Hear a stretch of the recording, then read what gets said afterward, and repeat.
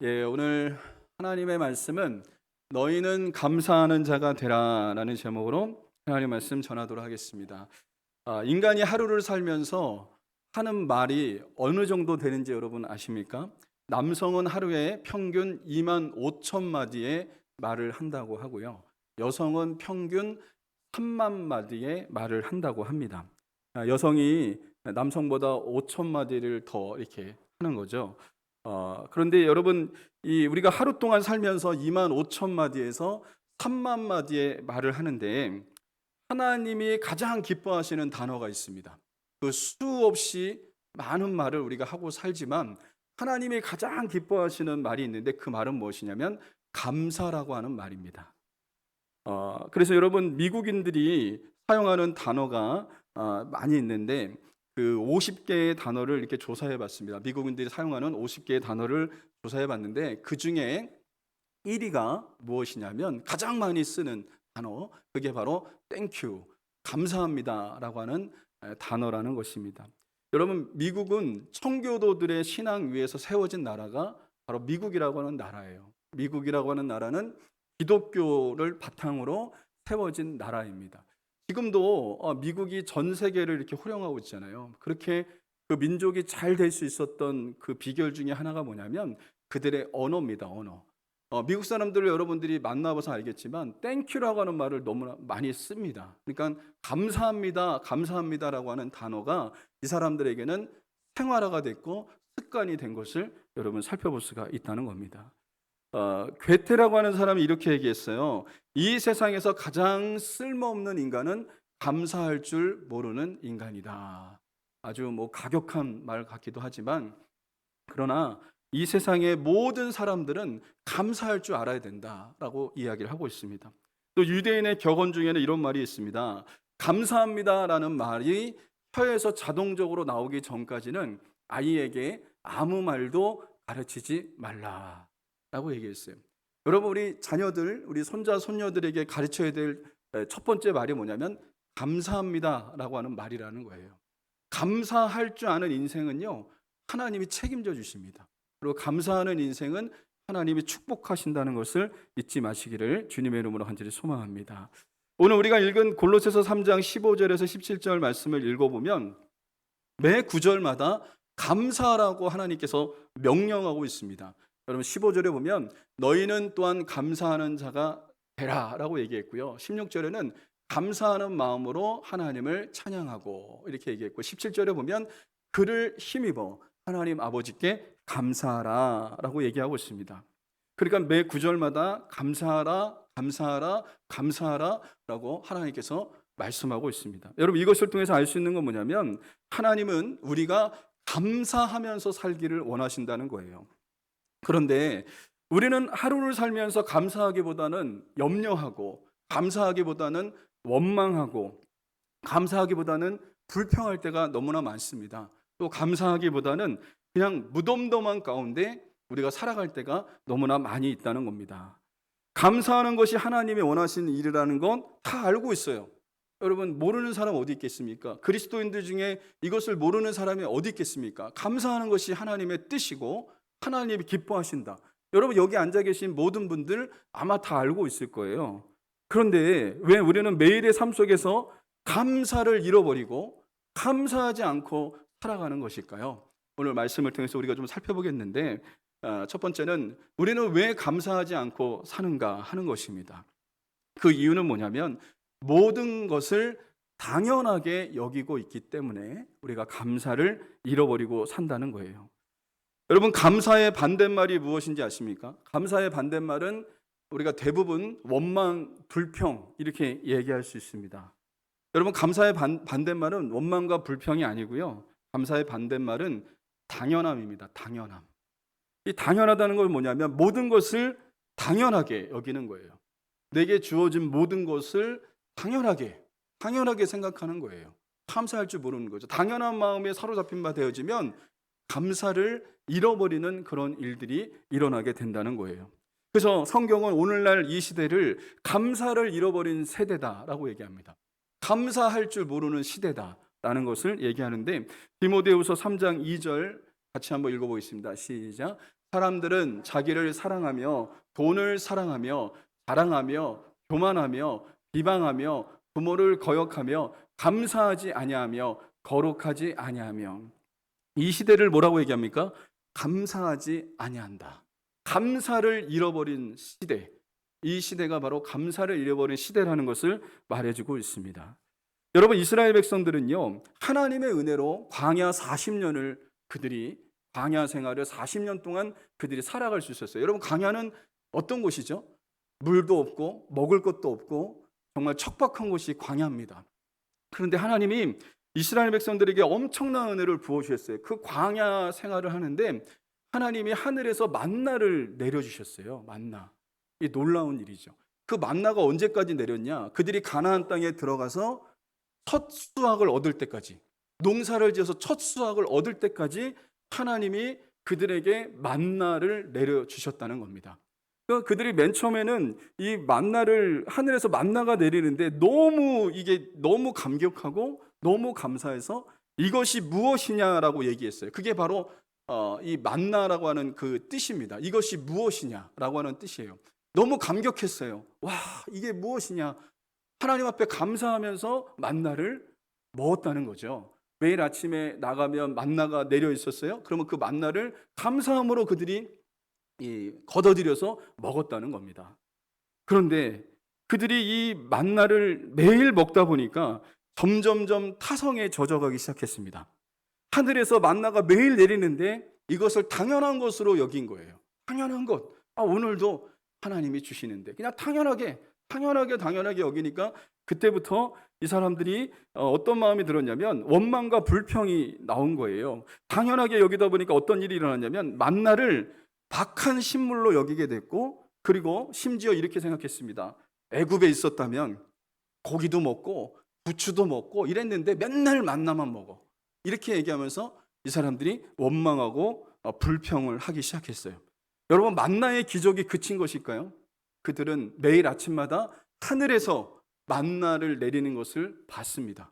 그리고 그 만나를 거둬들였다는 거예요. 만나의 기적이 그쳐서 그런 것일까요? 여러분, 그것이 아닙니다. 하나님의 기적이 그들의 삶 가운데 끊임없이 나타났어요.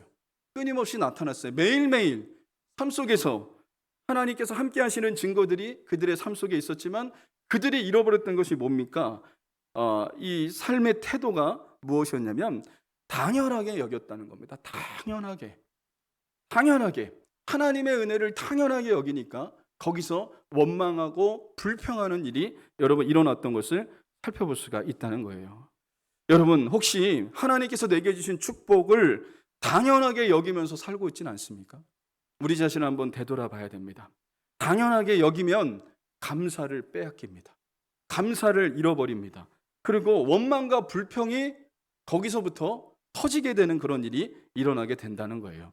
그러므로 여러분, 그동안 우리가 당연하게 여긴 것들이 있다면 여러분, 그 마음을 회개하고 하나님 앞에 다시 감사하는 하나님의 사람들이 될 수 있기를 주님의 이름으로 간절히 소망합니다. 사랑하는 가족을 주신 건 감사한 일이죠. 사랑하는 가족이 내 곁에 있다는 건 여러분 감사한 일입니다. 또 여러분, 우리가 자유로운 세상에서 살아갈 수 있는 건 감사한 일입니다. 여러분, 북한에서 우리가 태어났다고 생각해 보세요. 우리가 자유롭게 살 수 있겠습니까? 우리가 자유롭게 예배할 수 있는 건 감사한 일입니다. 여러분, 북한에 태어났다고 한번 생각해 보세요. 자유롭게 예배 못 드립니다. 숨어서 예배 드려야 되고 찬송 소리가 새어나가지 못하고요.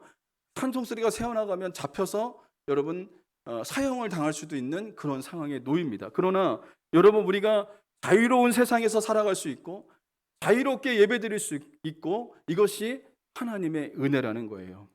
오늘도 내가 호흡할 수 있는 건 하나님의 은혜입니다. 아침에 눈을 떠서 아침을 맞이할 수 있고 또 식구들과 같이 식사할 수 있고 또 식구들과 함께 대화할 수 있는 건 또 오늘 이 아침에 주님의 보좌 앞에 나와서 성도들과 함께 하나님을 예배할 수 있는 건 이게 당연한 것 같지만 당연한 게 아니에요. 하나님의 은혜인 줄 여러분 믿습니다. 우리가 오늘 병원에 있을 수도 있어요. 몸이 건강하지 않아서 병원에 입원할 수도 있고 병원에 거기서 우리가 많은 시간을 보내야 될 수도 있지만, 그러나 하나님의 은혜 가운데 우리가 하나님의 보좌 앞에 나왔다고 하는 사실, 이 사실이 하나님의 은혜라고 하는 사실을 잊지 마시기를 주님의 이름으로 간절히 소망합니다. 은혜라고 하는 곡을 작곡한 송경미 목사님, 이분은 우리가 코로나19 때 2019년도부터 코로나가 우리가 시작을 했습니다. 이 코로나19 때 이분이 은혜에 대해서 깊이 묵상을 했대요. 은혜에 대해서 깊이 묵상을 하는데, 이분이 묵상하면서 깨달아지는 것이 있었대요.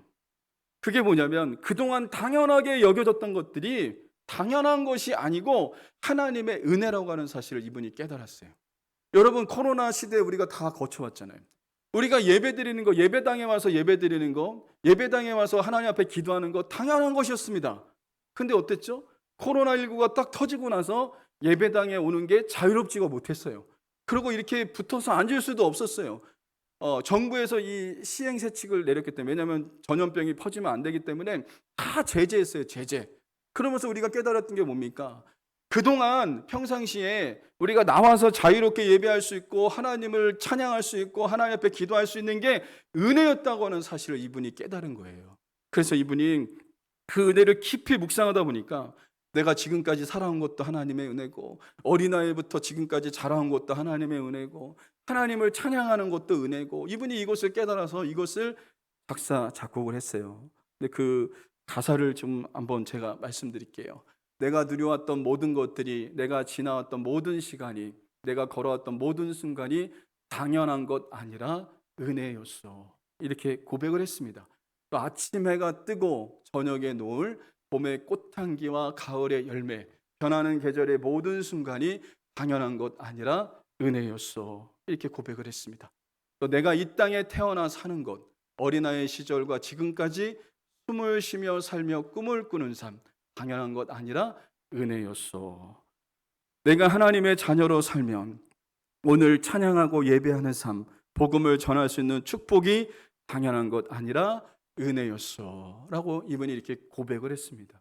여러분, 모든 것이 하나님의 은혜입니다. 여기까지 올 수 있는 것도 하나님의 은혜고, 우리가 숨 쉬는 것도 하나님의 은혜고, 여러분, 내가 하나님의 자녀로 찬양하고 예배하는 것도 하나님의 은혜라고 하는 사실을 잊지 마시기를 주님의 이름으로 간절히 소망합니다. 우리 요한이하고 우리 사모님하고 같이 이렇게 운동을 하면서 이 가을이 왔다는 것을 느껴요. 가을이 왔다는 걸 느끼는데, 그러면서 세월이 참 너무 무상하고 너무 빠르다, 이 생각이 딱 들었어요. 이제 또 가을이 지나면 겨울이 오는 거잖아요. 얼마나 세월이 빠른지 몰라. 근데 그 가을에 멋있는 것이 있더라고요. 어떤 한 나무를 봤는데 그 나무 전체가 노랗게 물들었어요. 그걸 보면서 우리 사모님하고 저하고 감탄했습니다. 와, 어떻게 저렇게 아름다울 수 있을까? 가을만이 줄 수 있는 그런 아름다움이 있더라고요. 그러면서 그런 얘기를 했어요. 겨울은 겨울대로 또 좋은 게 있고, 봄은 봄대로 또 좋은 게 있고, 여름은 여름대로 또 좋은 게 있고. 여러분, 그러니까 우리가 세월이 간다고 슬퍼할 필요가 없어요. 하나님의 은혜 가운데 우리가 이 세월을 맞이할 수 있다는 거예요. 내가 나이가 드는 것도 때로는 슬플 수 있지만, 그러나 하나님 안에서 무르익어 간다는 사실을 잊지 마시기 바랍니다. 하나님 안에서 나는 익어가고 무르익어 간다는 거예요. 나이가 들어간다는 것은 여러분 슬플 수도 있지만, 주름이 하나하나 늘고 그러고 여기저기 아프고 막 이렇지만, 그러나 여러분 나이가 들어갈수록 하나님 앞에 갈 날이 가깝고요. 그리고 하나님의 은혜라고 하는 사실을 여러분 잊지 않는 하나님의 사람들이 될 수 있기를 바랍니다. 그러므로 모든 것이 하나님의 은혜라는 거예요. 그래서 찬송가 429장 1절에 보면 이렇게 이 가사가 후렴 부분에 나옵니다. 내려주신 주의 복을 세어라, 받은 복을 세어보아라. 크신 복을 내가 알리라, 받은 복을 세어보아라. 주의 크신 복을 내가 알리라. 하나님이 주신 복이 있어요. 그것을 세어볼 때, 그것을 깨달을 때 크신 복을 안다는 거예요. 하나님이 주셨다는 것을 안다는 거예요. 여러분, 이것을 깨닫는 저와 여러분들이 될 수 있기를 주님의 이름으로 간절히 소망합니다. 오늘 여러분 우리 홍윤 안수일사님이 기도하셨잖아요. 이렇게 기도하셨잖아요. 이 세상에 예수 안 믿는 사람들은 자신들이 잘 될 때 자신들이 잘해서 잘 된 줄 알아요. 근데 하나님의 자녀들은 어떻게 알죠? 주신 분이 하나님이시라는 사실을 안다는 거예요. 내게 축복을 주신 분 하나님, 내게 건강을 주신 분 하나님, 내게 은혜를 주신 분 하나님, 이것을 그 주신 분이 누군지 안다는 거예요. 세상 사람들은 그걸 몰라요. 내가 노력해서 잘 됐고, 내가 잘나서 잘 됐고, 내가 가진 것이 많아서 잘 됐고, 이게 잘된 이유를 몰라요. 그러나 하나님의 사람들은 어떤 사람들이죠? 하나님께서 복 주셔서 잘 됐다, 하나님께서 나를 축복해 주셨기 때문에 잘 됐다, 주신 분을 안다는 거예요. 이게 바로 하나님의 자녀의 특권이고 하나님의 자녀들의 은혜라고 하는 사실을 잊지 마시기를 바랍니다. 그러므로 여러분, 하나님께 받은 은혜를 여러분 헤아려 보셨습니까? 하나님께서 여러분에게 주신 그 은혜를 헤아려 보셨습니까? 그 은혜를 헤아려 보는 하나님의 사람들이 될 수 있기를 주님의 이름으로 간절히 소망합니다. 가장 큰 은혜가 뭘까요? 구원의 은혜입니다. 구원의 은혜. 나는 지옥 갈 수밖에 없고, 나는 죄 가운데 태어나서 죄 가운데 살다가 저주받은 인생으로 살다가 지옥으로 떨어질 수밖에 없는 그 인생을 하나님이 나를 너무나 사랑하셔서 예수님을 보내주신 거예요. 하나님의 가장 값진 하나뿐이 없는 아들을 보내주심으로 여러분 구원의 길을 열어주신 거예요. 또 그것뿐만 아니라 여러분들이 복음을 들은 게 어떻게 복음을 들었습니까? 하나님이 어떤 사람을 보내주셔서, 믿음의 사람을 보내주셔서 그들을 통해서 복음을 듣게 하셨잖아요. 그리고 여러분, 이게 은혜인 거 여러분 아십니까? 예수 그리스도의 복음이 믿어지는 게 은혜입니다. 은혜. 어떤 사람은 안 믿어져요. 죽음의 문턱 앞에서도 안 믿어요. 여러분, 저는 복음을 많이 전해봤어요. 정말 얼마 남지 않은 그 암 환자들한테 가서 복음을 전했습니다. 그런데 여러분 그거 아십니까? 모든 사람이 다 복음을 받아들이는 거 아니에요. 모든 사람이 다 복음을 받아들이는 게 아니에요. 어떤 사람은요, 복음을 받아들이는 사람이 있어요. 고난이 왔을 때 예수 그리스도의 십자가의 복음을 받아들이는 사람인데, 어떤 사람은요, 안 받아들여요. 안 받아들여요. 자기가 죽을 날이 얼마 앞두지도 않았는데도 안 받아들여요. 그리고 죽어요. 그러면 그 사람은 어떻게 된 겁니까? 지옥 간 거죠. 여러분, 복음이 믿어지고 복음을 받아들인 건 여러분 하나님의 은혜인 줄 믿으시기 바랍니다. 복음이, 예수 그리스도의 복음이 믿어지고 그 복음을 받아들였다는 거, 여러분 이것이 바로 하나님께서 내게 주신 가장 큰 은혜라는 사실을 잊지 마시기를 주님의 이름으로 간절히 소망합니다. 또 그것뿐만 아니라 1년 동안 여러분 살아오면서 하나님께로부터 받은 은혜를 한번 헤아려 보시고 생각해 보세요. 저도 1년 동안 지나왔던 세월을 되돌아보니까 하나님이 이것도 해주셨고 저것도 해주셨고 이것도 책임져 주셨고 이것도 책임져 주셨고 하나님이 해주신 일들이 너무나 많더라고요. 여러분, 우리가 잃어버리지 말아야 될 것이 무엇이냐면 그것을 당연히 여기면 안 돼요. 하나님의 은혜를 기억하고 하나님 앞에 감사하는 하나님의 사람들이 될 수 있기를 주님의 이름으로 간절히 소망합니다. 왜 우리가 감사하지 않은 채 살아갈까요? 두 번째는 있는 것보다 없는 것을 바라보면서 살기 때문에 그렇습니다. 어느 목사님이 병원에서 장애인 선교 사역을 하는 분에게 이런 말을 들었다 그래요. 병원 사역을 하니까 얼마나 많은 환자들을 여러분 받겠습니까? 여러분들 병원에 한번 입원해 보세요. 정말 아픈 사람이 얼마나 많은지 몰라요. 정말 절망적인 사람이 얼마나 많은지 몰라요. 근데 그분이 이렇게 사역을 하면서 사고로 한쪽 다리를 잃어서 의족을 끼고 다니는 사람은 누구를 부러워하냐면 두 다리로 걸어 다니는 사람을 부러워한답니다. 근데 여러분, 두 다리가 절단되어서 휠체어를 타고 다니는 사람은 누구를 부러워하는지 아십니까? 의족이라도 차서 걸어 다닐 수만 있다면 그 사람에 대해서 부러워하는 거예요. 그런데 척추가 다쳐서 온몸이 마비가 되어 침대에 누워있는 사람은 휠체어라도 타고 다니는 사람을 부러워한답니다. 또 그것뿐만 아니라 뇌 손상을 입어서 식물인간이 된 사람은, 그 가족은요, 그냥 침대에 누워있어도 좋으니까 정신이 온전하고 말이라도 했으면 좋겠다라고 하는 거예요. 이것이 부럽다는 거예요. 여러분, 행복은 자신을 다른 사람과 비교하지 않고 지금 나에게 주어진 것에 감사할 때 거기서부터 행복이 시작된다고 하는 사실을 잊지 마시기 바랍니다. 남과 나를 비교해서는 절대로 안 됩니다. 나는 나입니다. 나는 나예요. 하나님이 이 세상에 80억 명이 있는데 나하고 똑같은 사람 없어요. 나하고 똑같은 사람 없어요. 여러분, 하나님은요, 이 세상에 나를 여러분 창조하셨는데 나하고 똑같은 사람이 없다고요. 여러분, 그래서 이 세상에 못생긴 사람 없습니다. 나하고 똑같은 사람 없기 때문에. 나는 하나님이 만드신 창조물이고 피조물이에요. 그래서 나는요, 여러분, 하나님이 나를 이 땅에 보내주신 것은 다른 사람과 나를 비교하라고 하나님께서 하신 게 아니라, 이런 말이 있어요. 다른 사람과 구별되게 하기 위해서 하나님께서 다르게 만드신 거예요. 여러분, 성형수술 한 사람들 봤어요? 다 똑같이 생겼어요. 성형수술한 사람들 보면 다 똑같아. 근데 그게 아니라, 여러분, 하나님은요, 우리를 다 다르게 만드셨어요. 왜 다르게 만드셨냐면, 여러분, 다른 사람과 구별하기 위해서 하나님께서 그렇게 만드셨고, 하나님의 형상으로 우리를 지으셨다고 하는 사실을 잊지 마시기를 주님의 이름으로 간절히 소망합니다. 불행은 언제부터 시작되냐면, 다른 사람과 나를 비교할 때부터 불행이 시작되는 거예요. 그러나 하나님이 내게 허락하신 것들에 대해서 감사하기 시작할 때, 거기서부터 행복이 시작된다고 하는 사실을 잊지 마시기를 주님의 이름으로 간절히 소망합니다. 그렇다면 우리는 어떻게 할 때 감사할 수 있을까요? 첫 번째는, 감사는 훈련할 때 이루어집니다. 모든 것이 다 그렇지만 감사하는 삶에는 연습이 필요합니다. 여러분, 원망과 불평은요, 연습 안 해도 터져요. 원망과 불평은. 왜 그런지 아십니까? 우리 안에 죄성이 있기 때문에 그래요. 죄성이 있기 때문에 원망과 불평이요, 연습 안 해도 나와요. 그러나 여러분, 하나님의 형상으로 닮은 우리가 하나님이 기뻐하시는 이 감사를 하려면 연습이 필요해요. 끊임없는 연습이 필요합니다. 부단히 연습해야 돼요. 그래서 감사하는 체질로 우리가 만들어야 됩니다. 그래서 하나님께서 오늘 본문에서 이 15절에 뭐라고 얘기합니까? 같이 읽어보겠습니다. 시작. 너희는 또한 감사하는 자가 되라. 감사하는 자가 되라고 얘기합니다. 감사는 절대로 저절로 되는 게 아닙니다. 연습이 필요합니다. 훈련이 필요합니다.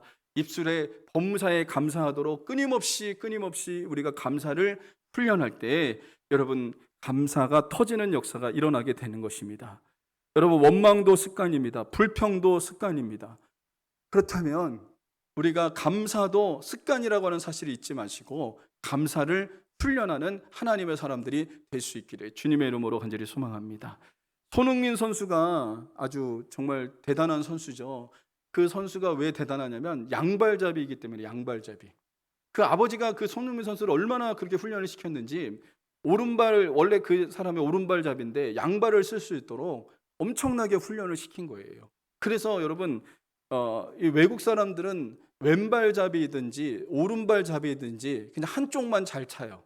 그래서 어떤 상황이 오면 그냥 그 왼발로 때리면 들어가는데 오른발잡이니까 오른발로 차다가 그게 골이 안 들어가요. 근데 손흥민 선수는 아버지가 얼마나 피나는 훈련을 시켰는지요, 왼발을 오른발처럼 쓸 수 있도록 그렇게 훈련을 시켰다 그래요. 그러니까 왼발, 오른발 자유자재로 이 사람이 쓰는 거예요. 훈련했기 때문에 그런 거예요. 마찬가지입니다. 우리가 원망과 불평하는 일들이 습관이 됐다면, 이제 그것이 감사로 훈련되기 위해서는 어떻게 되냐면 훈련하셔야 돼요. 계속해서 감사를 훈련하는 하나님의 사람들이 될 수 있기를 주님의 이름으로 간절히 소망합니다. 그래서 여러분, 잠자리에 일어나자마자 이렇게 외쳐보시기 바랍니다. 하나님 감사합니다. 오늘도 좋은 날 주시니 감사합니다. 라고 일어나셔야 됩니다. 일어날 때부터 오늘 정말 짜증난다 이러면서 여러분 일어나지 마시고, 하나님 감사합니다. 오늘도 좋은 날 주시니 감사합니다. 라고 하면서 감사를 외치면서 일어나 보세요. 그러면 어떤 일이 일어나냐면요, 그 감사의 고백을 내 영혼이 듣습니다. 내 영혼이 듣고요, 그래서 이 신체가 감사로 바뀌는 역사가 일어날 수 있습니다. 그래서 여러분, 아침에 일어날 때 감사를 고백하세요. 그리고 잠자리에 들기 전에도 오늘 하루 하나님 함께 해주셔서 감사합니다 라고 하면서 감사로 마무리하시기 바랍니다. 그리고 여러분, 여러분의 삶 속에 어떤 일을 만나든지 간에 이렇게 고백해 보십시오. 하나님이 이 일을 통해서도 합력해서 선을 이루어 주실 것이다. 이렇게 하나님 앞에 고백해 보시기 바랍니다. 그러면 모든 일 가운데 하나님 앞에 감사하는 사람으로 바뀌는 역사가 일어날 줄 믿습니다. 그래서 시편 50편 23절 같이 읽어보겠습니다. 시작. 감사로 제사를 드리는 자가 영화롭게 하나님 그 행위를 옳게 하는 자에게 내가 하나님의 구원을 보이리라. 여러분 이 말씀을 중요하게 보십시오. 하나님은 어떤 제사를 받냐? 감사의 제사를 받으신대요.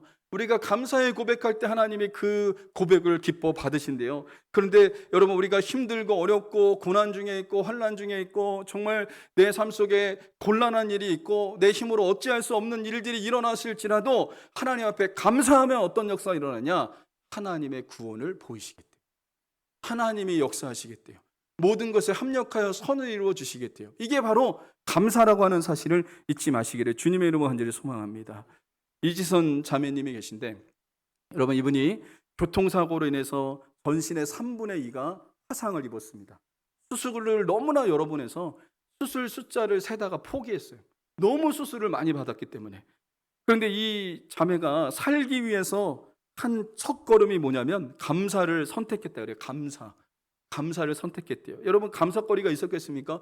얼굴이 화상으로 일그러졌고 손가락이 절단되고 이런 일들이 일어났어요. 수술을 수도 없이 많이 받았고 감사할 거리가 어디 있겠어요. 그런데 이 자매가 살기 위해서 감사를 선택했대요. 살기 위해서 의지적으로 하나님 앞에 감사하기 시작했대요.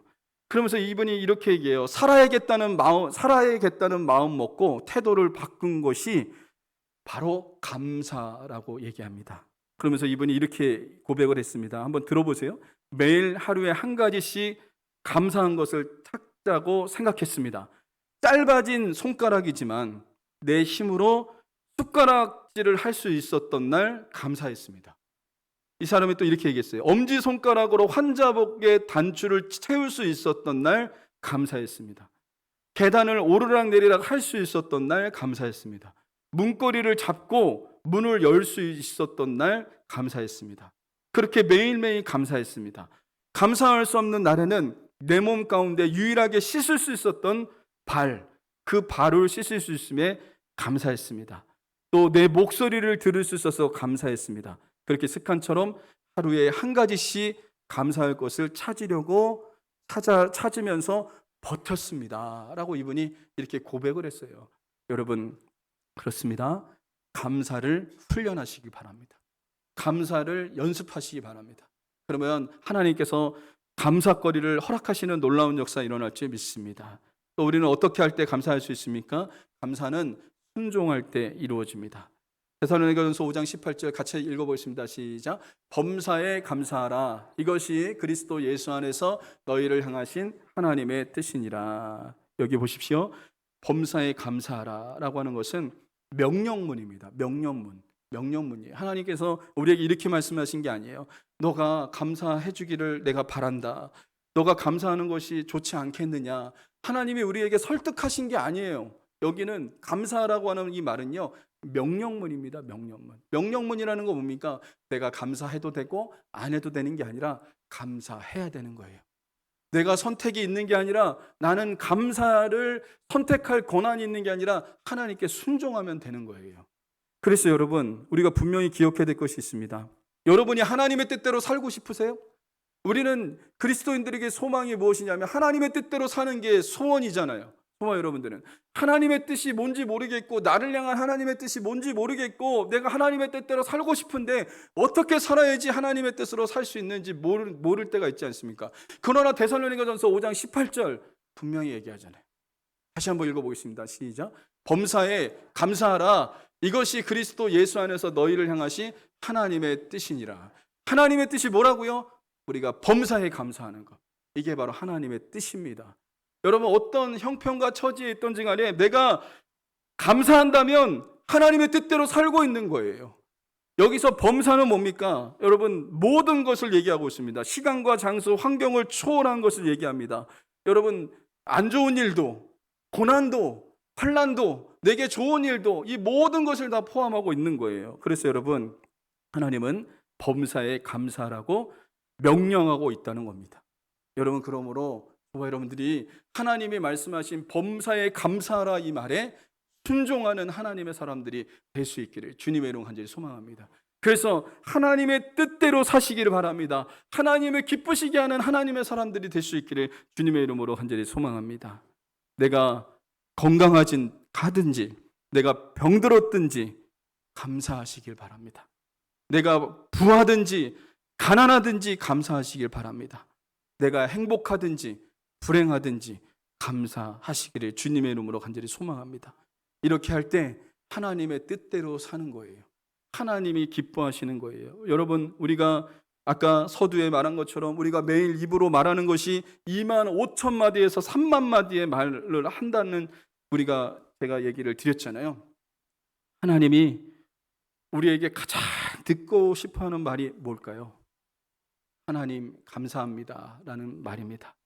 하나님 감사합니다 라고 하는 말을 하나님께서 제일 듣고 싶어 하십니다. 여러분, 하나님이 지금 저와 여러분들에게 제일 듣고 싶어 하는 말이 뭘까요? 하나님 감사합니다 라고 하는 말을 하나님이 가장 듣고 싶어 하신 줄 믿습니다. 한번 하나님께 고백해 볼까요? 하나님 감사합니다. 예, 하나님 감사합니다. 네, 하나님 감사합니다. 예, 우리의 삶 속에 하나님 앞에 감사하다라고 고백하는 저와 여러분들이 될 수 있기를 주님의 이름으로 간절히 소망합니다. 그래서 하나님이 우리에게 축복하시고 하나님의 은혜가 우리의 삶 가운데 부어지는 놀라운 역사가 있기를 주님의 이름으로 간절히 소망합니다.